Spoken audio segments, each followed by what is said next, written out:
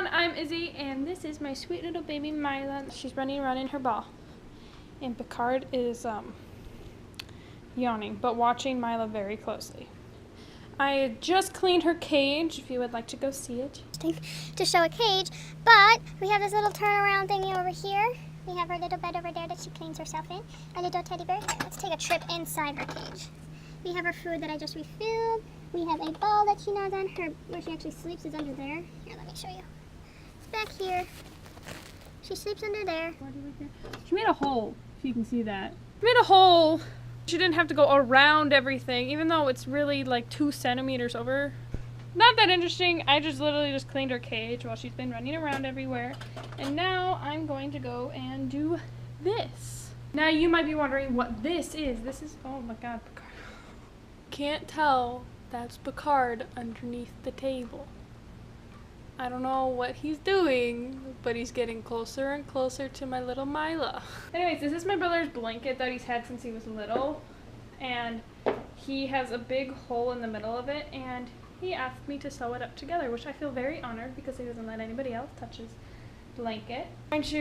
So I'm gonna go get my sewing machine. That's what it's called. I'm gonna get my sewing machine and sew all this stuff up. So it's like there's a lot of dust on it. So like I'm gonna like clean that off first before I even attempt to open it. Before we get to that, let me show you the blanket and the hole that we have. I'm going to call my Grammy, the sewing expert, and ask her what exactly I should use. Basically, this is what we have here. Ignore these holes. He doesn't care about these two or those over there. But as you can tell, this is very old.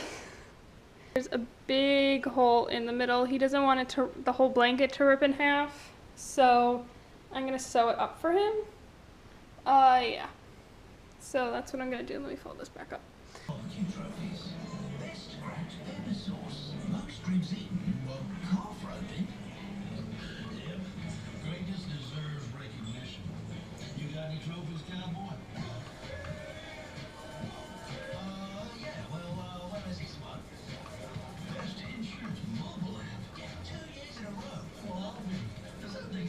It's the next day and I fixed the blanket. It took a lot of trial and error, a lot of scrap pieces that I literally like simulated like the rip on another piece of fabric, like cut it down the middle and then like frayed it and then try to put it back together several different times in several different ways to make sure that I didn't mess up his blanket. I ended up first hand stitching it so that the seam would come together because putting pins in it, like the pins wouldn't stay. So I lightly hand sewed it together, and then I then did a zigzag stitch all the way down.